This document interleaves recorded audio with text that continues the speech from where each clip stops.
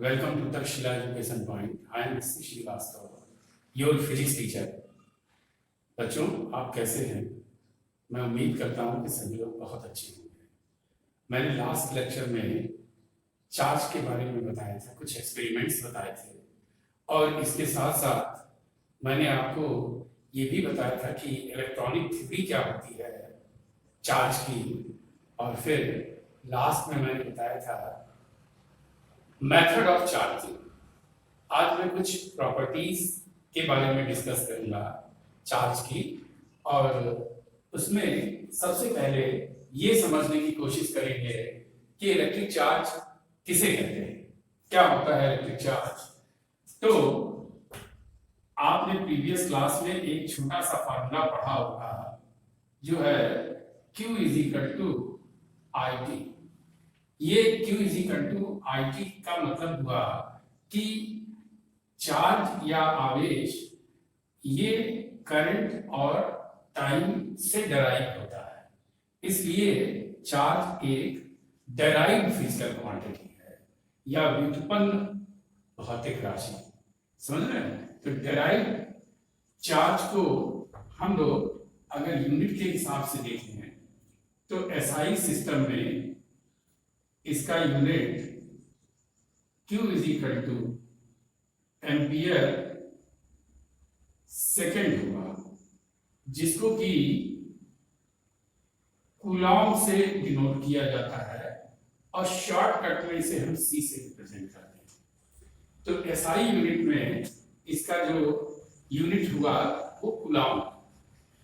CGS system में अगर unit निकाला जाए तो ये होता है 1 ESU। ये 1 ESU होता है 1/3 × 10⁹ कूलॉम। ESU का मतलब क्या है? ESU का मतलब होता है इलेक्ट्रो स्टेट यूनिट, इलेक्ट्रोस्टेट यूनिट। इसी तरह से एक यूनिट और होती है जिसका यूज थोड़ा कम करते हैं हम लोग, 1 EMU। ये इक्वल टू होता है 1/10 कूलॉम। इस तरह से इसका जो फुल फॉर्म है वो है electro magnetic unit, electromagnetic unit. इस इलेक्ट्रोमैग्नेटिक यूनिट को कैसे हम लोग देखेंगे? ये सीजीएस में भी नहीं होता और एसआई में नहीं, लेकिन इसका यूज करते हैं हम लोग। हाँ देखिए, तो ये इसका यूनिट हो गया, और ये स्केलर क्वांटिटी होता है, scalar quantity. Properties of charge. Properties of charge का मतलब ये है कि मैं इसकी कुछ प्रॉपर्टीज को हाईलाइट करूंगा, और उसमें पहला प्रॉपर्टी ये है कि चार्ज कितनी तरह का होता है। देखिए, पॉजिटिव, नेगेटिव एंड जीरो, ये तीनों ही पॉसिबल है।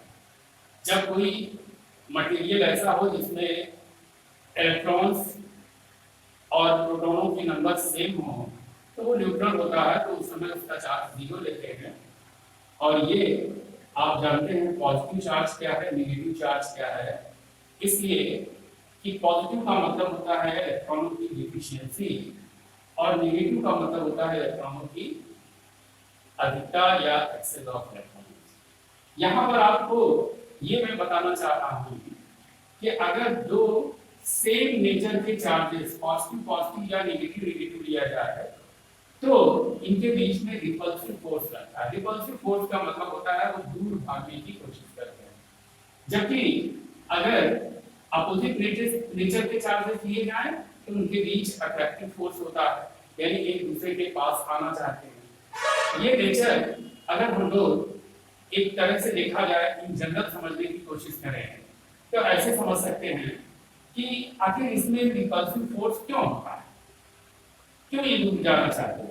इसलिए कि आप देख रहे हैं पॉजिटिव चार्ज ये भी है, पॉजिटिव ये भी है, दोनों में इलेक्ट्रॉनों की डिफिशियंसी है, तो ये एक दूसरे के पास आकर एक दूसरे की कमी को पूरा नहीं कर सकते, यानी इनकी कमियों को ये फुलफिल नहीं कर पा रहे हैं, इसलिए एक दूसरे के पास में नहीं आते। या ये निगेटिव है और इधर देख रहे हैं ये भी निगेटिव है, यानी यहाँ भी इलेक्ट्रॉन एक्सेस में है और यहाँ भी इलेक्ट्रॉन एक्सेस में है, तो इसका मतलब है ये भी पूरा नहीं कर पाएंगे। तो इसको हम इन जनरल कैसे समझ सकते हैं?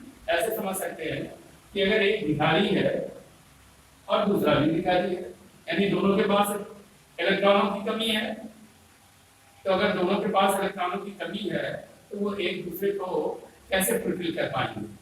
ठीक उसी तरीके से अगर एक ये देखा जाए तो ये अंबानी है और ये टाटा है, इनके पास भी क्या है स्थिति? इनके पास भी पैसा है और इनके पास भी पैसा है, यानी इनके पास भी इलेक्ट्रॉन है, इनके पास भी इलेक्ट्रॉन। इसका मतलब ये क्यों पास आना चाहेंगे? लेकिन उसी जगह अगर अट्रैक्टिव फोर्स की तरफ ध्यान दिया जाए, एक पॉजिटिव चार्ज एक नेगेटिव चार्ज, यानी एक भिखारी है और एक अंबानी है, तो इसकी कमी को ये पूरा कर सकता है, इसलिए एक दूसरे की तरफ आएगा। तो इन जनरल आपको मैंने समझाने की कोशिश की है कि क्यों इसमें अट्रैक्टिव या रिपल्सिव नेचर होता है, इसको आप इस तरह से ध्यान में रख सकते हैं। अब आइए नेक्स्ट प्रॉपर्टी को हम लोग देखते हैं। नेक्स्ट प्रॉपर्टी हमारी काफी इंपॉर्टेंट तो नहीं कह सकता हूं, लेकिन कंपेरेटिव पॉइंट ऑफ व्यू से इंपॉर्टेंट है। वो ये कि जैसे कोई एक बॉडी ले लिया, इस बॉडी में चार्ज होगा पॉजिटिव नेगेटिव दोनों। अगर मैं ये मान कर चलूं कि इस बॉडी में के कई पार्ट्स में अलग अलग चार्जेस हैं, सपोज दैट यहाँ मैंने कहा 3 माइक्रोकूलम है, यहाँ 4 माइक्रोकूलम है, यहाँ -2 माइक्रोकूलम है, यहाँ 7 माइक्रोकूलम। तो जो एंटिटी ऑफ चार्ज है, इसका मतलब क्या है? इसका मतलब ये है कि किसी बॉडी के सभी पार्ट्स का जो अलग अलग चार्ज है, उस अलग अलग चार्जेस का एल्जेब्रिक सम इस बॉडी के नेट चार्ज के इक्वल होगा, यानी the algebraic sum of all charges in each part of the body is equal to net charge on A, ये होता है। अब देखिए, ये इसका मतलब तो आप समझ गए कि एक बॉडी में कई सारे चार्जेस कई पार्ट्स में आपको दिख रहे हैं। इससे एक बहुत अच्छा सा प्रॉब्लम बन सकता है। प्रॉब्लम ये कि बॉडी यही A है, ठीक है, बॉडी यही A है, लेकिन इसमें चार्ज का डिस्ट्रीब्यूशन बदल गया। यहाँ पर 3 माइक्रोकूलम चार्ज है, यहाँ पर 5 माइक्रोकूलम चार्ज है, यहाँ -2 माइक्रोकूलम चार्ज है और यहाँ x माइक्रोकूलम चार्ज। केवल इसका रीअरेंजमेंट हो गया चार्ज का, बॉडी वही है। और फिर आपसे कहा जाए कि वैल्यू ऑफ x बताइए क्या होगा, what will be value of x।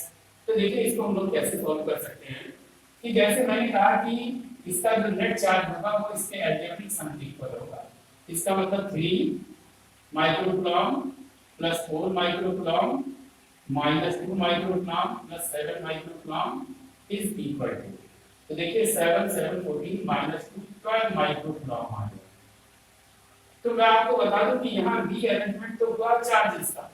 Rearrangement का मतलब ये कि जैसे आपने पढ़ा होगा इंडक्शन, इंडक्शन में क्या होता है कि अगर आगे सामने कोई दूसरा चार्ज ला के रख दिया जाए तो इसके चार्जेस ए पे आ जाते हैं, इसके सरफेस पे आ जाते हैं। इसका मतलब वो कहीं से कहीं शिफ्ट हो जाएगा, लेकिन है ये बॉडी में। इसका मतलब ये हुआ कि अगर मैं इसे इसका भी एल्जेब्रिक सम करूंगा तो ये नेट चार्ज इसी के इक्वल आना चाहिए।